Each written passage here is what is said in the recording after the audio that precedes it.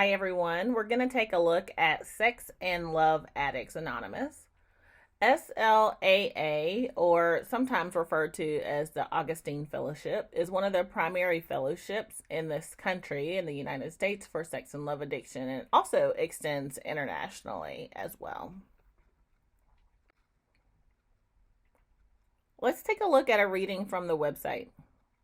Sex and Love Addicts Anonymous, or SLAA, is a program for anyone who suffers from an addictive compulsion to engage in or avoid sex, love, or emotional attachment. We use the 12 steps and 12 traditions adapted from Alcoholics Anonymous to recover from these compulsions. We are united at a common focus, dealing with our addictive sexual and emotional behavior. We find a common denominator in our obsessive compulsive patterns, which transcends any personal difference of sexual orientation or gender identity. To further define the problem of sex and love addiction, let's take a look at the preface. The preface begins by explaining the nature of development of 12-step programs and utilizing the principles of the 12-step program for various types of life problems. Sex and Love Addicts Anonymous in this book, so you'll see a rectangular shape there with shades of pink and purple. That's the cover of the Sex and Love Addicts Anonymous basic text.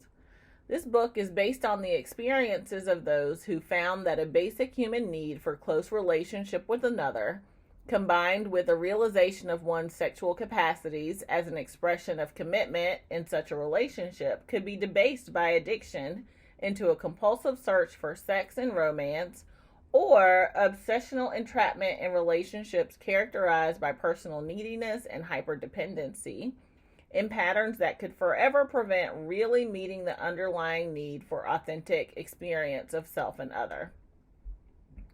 The sex and love addict would come to substitute the thrill of sexual adventure or intensity of love for the more encompassing satisfactions, founded first and foremost on self-respect and later realized in family, career, and community. The temporary additive escape from a painfully received reality would be sought more and more until the seeking itself felt like some primitive drive for survival in pursuit of which everything, including self-worth, would be sacrificed.